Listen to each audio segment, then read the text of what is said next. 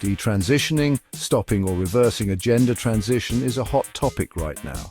The media often shows only one side of the story, focusing on a few cases and creating misunderstandings. This video aims to show the reality of detransitioning within the transgender community. We'll challenge simple stories and highlight the important difference between detransitioning and regret.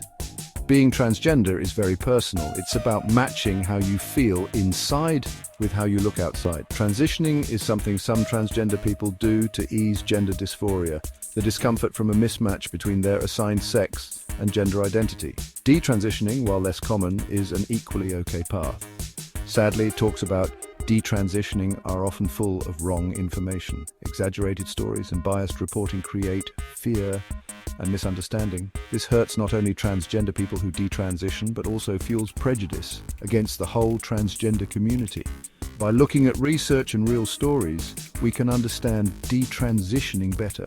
This understanding is key to showing empathy, breaking down harmful stereotypes, and supporting all transgender people. Section 2: Debunking the myths more than just regret. One big myth about detransitioning is that it means regretting transitioning. This story, often spread by people against trans rights, makes a complex issue too simple. Some people might detransition because of regret, but it's not the only or even the most common reason. For example, there's an article by Montgomery in Breitbart from 2019. This piece, full of mistakes, says hundreds of transitioned people, mostly young lesbians with autism, regret their transitions and want to detransition. It relies on one interview and ignores the wider transgender community's experiences. Real research shows a different picture. Studies show that detransitioning rates are quite low, between 1 and 8%. Regret after gender confirmation surgery is even rarer, about 1%. This data challenges the idea that transitioning is a rushed decision that many transgender people later regret. It's important to remember transitioning is a very personal journey and everyone's experience is different. Some people may have regrets, but this doesn't make the experiences of those who find happiness through transitioning any less real. Saying detransitioning is only about regret ignores the many things transgender people face. Section 3: Reasons behind detransitioning, a complicated situation. To really understand detransitioning, we need to look at the different reasons behind it. Regret is a factor for some, but we must also acknowledge the big impact of outside pressures and systemic challenges. Research shows that outside factors are often the main reasons for detransitioning. Pressure from family, especially parents, is a big one. The fear of social stigma, discrimination, and harassment also leads people to pause or reverse their transitions. Lack of acceptance from loved ones can cause huge emotional distress. Transgender people might detransition to keep family relationships or avoid being rejected.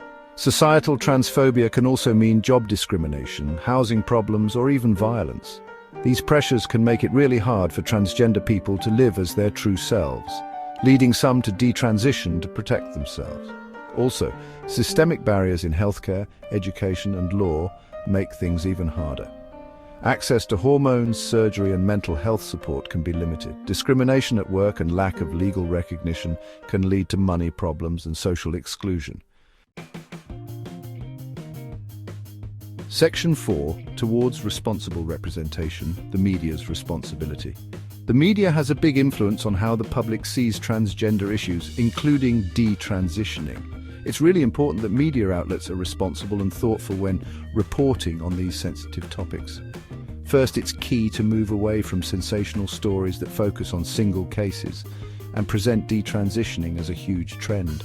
Reporting should be based on accurate data and statistics that show how often detransitioning actually happens. Second, media stories should show the many different experiences within the transgender community. Not every transgender person chooses medical transition, and detransitioning should be shown as one of many okay paths. Avoid saying detransitioning is a failure or rejecting transgender identities. Third, it's crucial to share the voices and stories of transgender people themselves, including those who have detransitioned. Let them share their stories truthfully without judgment or drama. Focus on their experiences to build empathy and understanding. Finally, media outlets should give context and background information when talking about detransitioning. This includes explaining the systemic challenges transgender people face, like discrimination, limited healthcare, and social stigma. By following these recommendations, the media can help share accurate information and create a more supportive environment for all transgender people, no matter their journey. Remember, responsible reporting can make a huge difference in the lives of those who are often pushed aside and misunderstood.